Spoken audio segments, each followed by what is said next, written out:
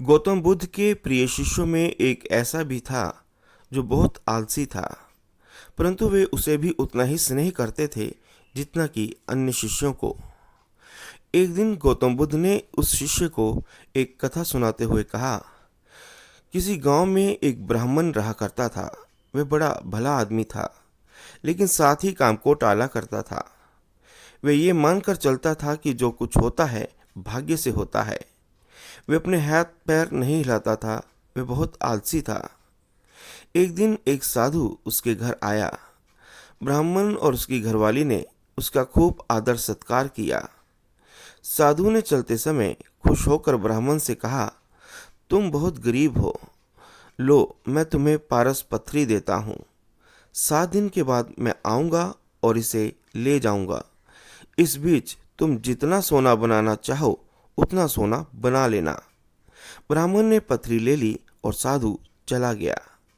उसके जाने के पश्चात ब्राह्मण ने घर में लोहा खोजा। उसे बहुत कम लोहा मिला। वह उसी को सोना बनाकर बाजार में बेच आया और कुछ सामान खरीद लाया। अगले दिन स्त्री के बहुत जोर देने पर लोहा खरीदने बाजार में गया तो लोहा कुछ महंगा था। 2-3 दिन बाद वह फिर बाजार गया तो पता चला कि लोहा अब पहले से भी महंगा हो गया है। कोई बात नहीं, उसने सोचा 1-2 दिन में भाव जरूर नीचे आ जाएगा, तभी खरीदेंगे। किंतु लोहा सस्ता नहीं हुआ और दिन बीतते गए। 8वें दिन साधु आया और उसने अपनी पत्नी मांगी तो ब्राह्मण ने कहा, महाराज मेरा तो सारा समय यूं ही निकल गया।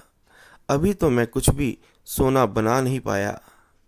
आप कृपया करके इस पथरी को कुछ दिन मेरे पास और छोड़ दीजिए। लेकिन साधु राजी नहीं हुआ। उसने कहा, तुम जैसा आदमी जीवन में कुछ नहीं कर सकता। तुम्हारी जगह कोई और होता तो कुछ का कुछ कर डालता। जो आदमी समय का उपयोग नहीं जानता वह कभी सफल नहीं होता। ब्राह्मण पछताने लगा, पर अब क्या हो सकता था। साधु पथरी लेकर जा चुका था। उसे अपने आलस और भाग्य पर जरूरत से ज्यादा यकीन की कीमत चुकानी पड़ी।